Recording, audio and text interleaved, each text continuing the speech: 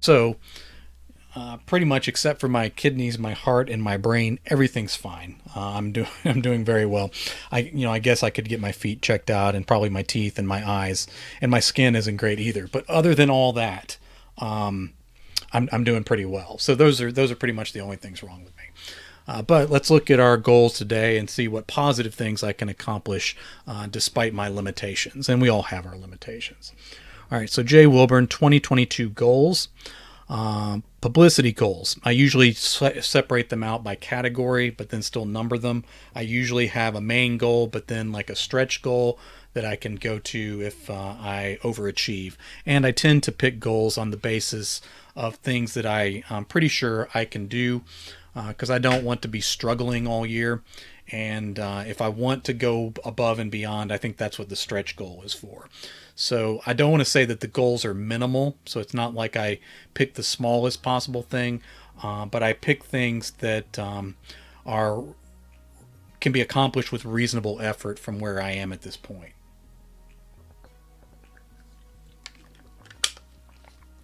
The stretch goals go a little beyond, and sometimes I achieve those as well. So publicity goals. Number one, start a newsletter and continue it consistently through the year. I started that on January 12th, and so far I've been putting it out regularly.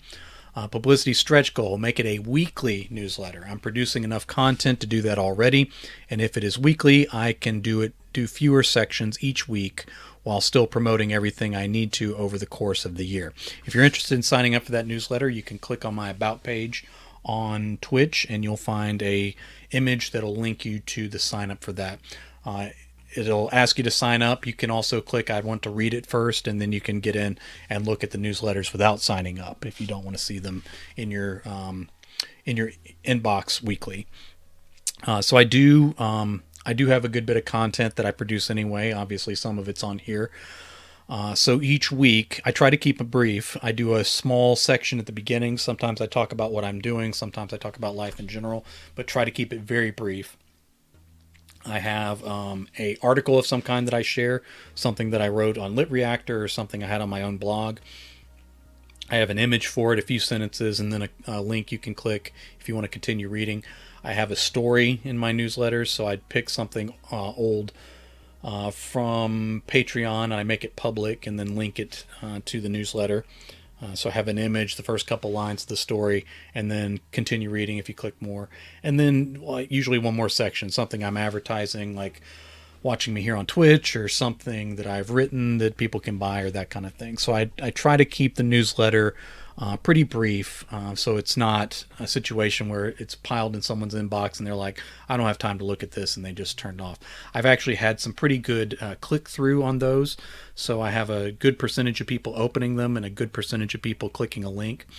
I haven't done any of those like build your newsletter things where you team up with somebody and trade signups back and forth or that kind of thing. I'd really rather just get organically people who are interested, and then people who actually read it and that kind of thing. So far it's grown consistently but slowly.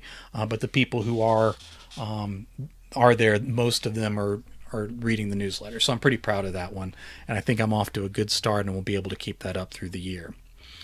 All right, the next thing is platform goals. Number 2, Patreon. Maintain the growth evaluations and other best practices for Patreon that I learned from the workshop I took in 2021. So that is, so far I'm doing that. The growth evaluations kind of look at where your numbers are and then compare to what you're doing. Best practices include some of the promotion and things.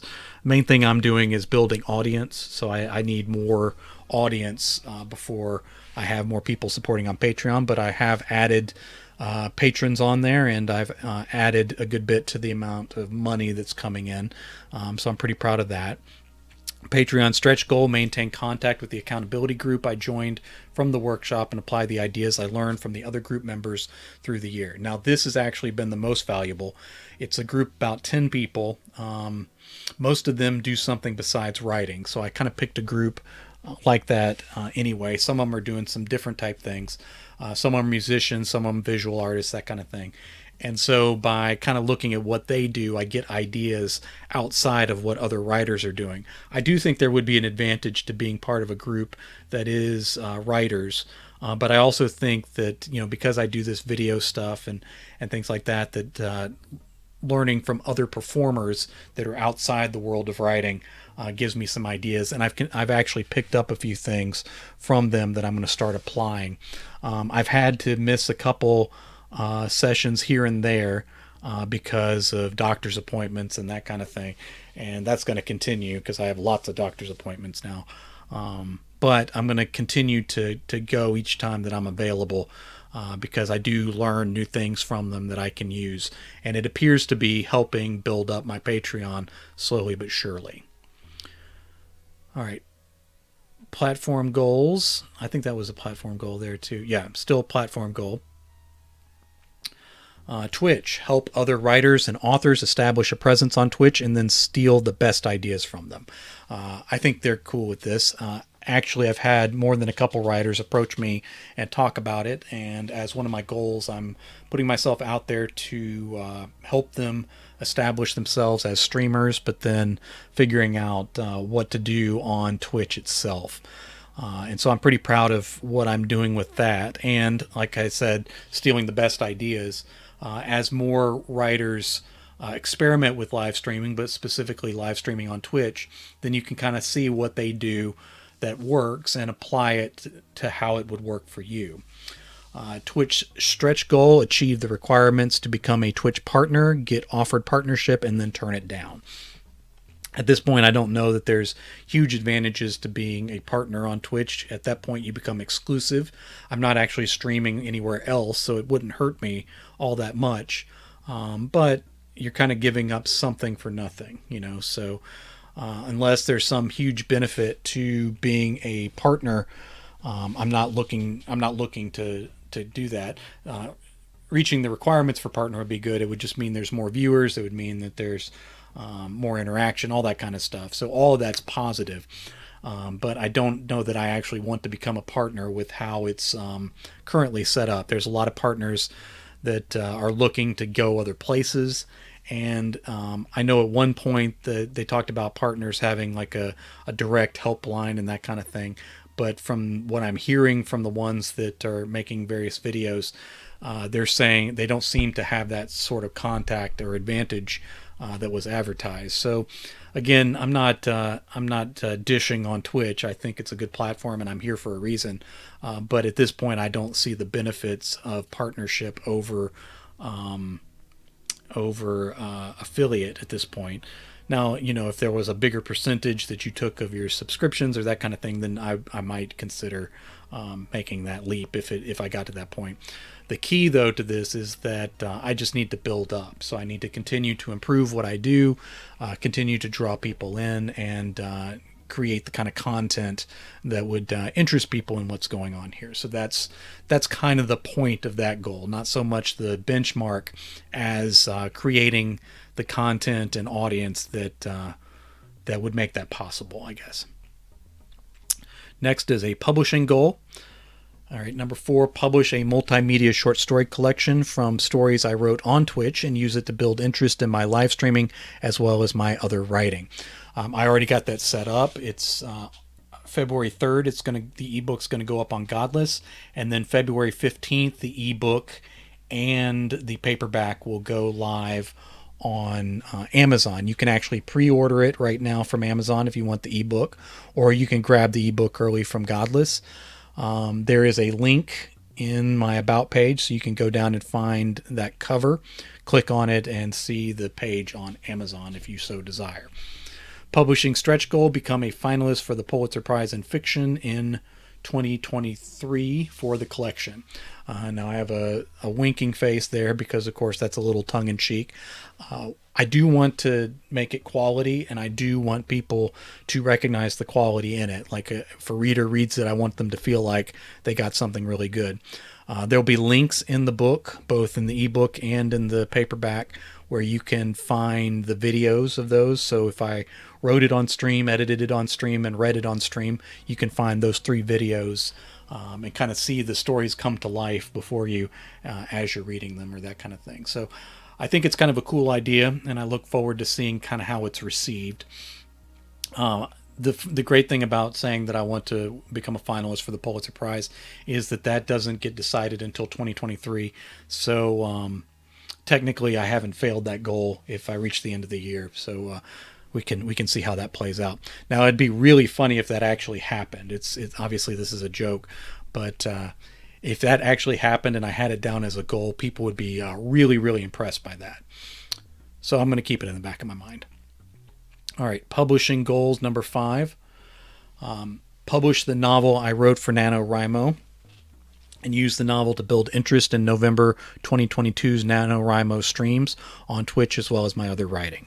So I wrote Ruthless, Rabid, Raging, Ravenous, Rampaging, Repulsive, Revolting Zombies on Twitch in November. And I'm in the process of editing that story now, kind of working on the rough edges, kind of punching up the action and that kind of thing. And so my next publishing goal will be to publish that. Probably I'll do it on Godless and on Amazon as well. So looking forward to having that out there. Reading goals. Now, going back to publishing goals. In past years, I and several other authors have kind of put out a number of works. So I'm going to publish 5 things, or I'm going to publish 6 things, that kind of thing. I don't think that's so important. I will publish, whatever I have ready and that people want to see. But I didn't want to put a number of items to publish. I wanted to put specific things that I'm trying to accomplish out there instead of just a raw number of 5 or 6 random things. Reading goals. I think this might be no, I got another one after this. Reading goals. Finish all my reading for Brian King Revisited this year. This goal may be a stretch, but if I get close to finishing before the end of the year, I'll consider it a victory. I've actually slowed down a little bit. If I pick up the pace, I might be able to accomplish this goal. I'm rereading all of Brian King's books in order. I've gotten good response from that, from the blog posts that I've done of it. Brian King fans talking to me about my thoughts on the books. After I had a heart attack on the 12th, my reading kind of slowed down a little bit, just in terms of focus and, not feeling great and all that. So I'm trying to get back into the groove of, reading a certain number of pages each day and staying on track with this particular goal. So it's still within reach. But again, if I don't finish every single one of his books by the end of the year, because we are talking about, 60 or so books, then I'm not going to be mad at myself. The reading stretch goal, again, which is going to be a stretch, start my Armand Rosamilia Revisited reading before the end of the year. May not be the end of the year, but if I keep it in gear, keep going, and, am averaging more than a book a week, at least over the long haul, then this is not out of reach. But, again, it will be a little bit of a stretch goal. Getting into Armand Rosamilia Revisited by the beginning of the year won't be out of touch either. When I go see him in May, I'll need to pick up all the new stuff that's been published that he has available that I haven't grabbed yet. All right, health goals. Number 7, complete the testing required to determine whether my cognitive issues are something more serious, like early onset degenerative dementia, like my doctors suspect. Then, whatever the results, take steps to deal with it. There is a lot of things going on with me right now. The mental stuff is one possibility. I'm confident that it is possible that it's not something degenerative, and if the test results show that, that'd be great. I'm also dealing with recovering from a cardiac event, so I'm going to be doing cardiac rehab over the next 12 weeks or so, and then of course dealing with all the lifestyle stuff after that. I got a new doctor, that primary care doctor, that hopefully can serve as a gatekeeper and kind of keep track of all these various things that are wrong with me. I try not to get negative about stuff like things that health issues or that kind of thing that are going on, just because that's just my reality. I got a lot of stuff wrong with my body. A lot of it has to do with genetics and I got to make certain choices and be careful in certain ways that other people don't necessarily have to. But I'm thankful for the life I have. I'm thankful to be sitting here right now and doing this stream. I'm thankful that this is my reality and this is my job. And all the things that I've gone through have been a part of making me who I am. So anything that's good about me is partially the result of the struggles that I've been through. And so I think some of these things were necessary to keep me working to be the kind of person I'm meant to be. So I don't look at it as a negative. I don't look at it as something that is to be mourned or anything like that. It's just everybody's got something they're going through, and these things happen to be my something. I know there's people that draw inspiration from what I go through, and so if I can show a positive outlook on life with all the things that I the challenges that I face, then I do think there's some good that comes from it, and I think that makes it worth it. Number 8 goal here, establish some sort of regular exercise routine that fits my age, health, physical, and cognitive limitations. Right now I'm walking, and I have to be careful about that, even because they got me on medications that won't allow my heart rate to rise. And then we'll get into cardiac rehab and the cardiologist follow up and see about changes in medication, seeing about building myself back up. I would like to get back into running, I think, but that's going to just depend on what the doctors say, and if that's not something that they think is for the best, then I'll move on to something else, and that's not something I necessarily think I need to be sad about. All right, legacy goal is the last one, number 9. As world-ending pandemics permit, start attending conventions again. Go on trips this year that include seeing the friends and family that mean the most to me while I am still lucid enough to remember and enjoy their company at least one more time. I know that a couple people that read this kind of thought I was being tongue-in-cheek or using gallows humor, but I'm quite serious with this. If I do in fact have degenerative dementia, then the time that I'm lucid and able to talk to people the way I am now is limited. And so with that time this year, if the pandemic permits, I'm going to go see family and friends and spend some time with them. And I do say at least one more time because you never know what's going to happen. This past month, I did have a heart attack, and it was a widowmaker, and I'm lucky to be alive. And the more details that come out from my medical records from those days, the more it is a wonder that I'm still here. And so there's no promises about how much time I have. There was no issue that I deserved to go on longer, and that's what happened. I had a very close call, and there's no guarantee that what's wrong and caused that first problem won't cause future problems that could take me at any moment. And so I don't take any day for granted. I don't take any year for granted because I almost didn't have this year. And so I'm going to spend time with the people that mean something to me. I don't really have any other goal beyond that when I go to conventions. At this point, I don't particularly care how many books I sell or how much traffic there is. It's kind of about the people who are there. And so seeing the readers that do show up and seeing the friends that I have in the writing world, I do want to spend time with them. We've set up to see family in a couple places that I haven't seen in a while.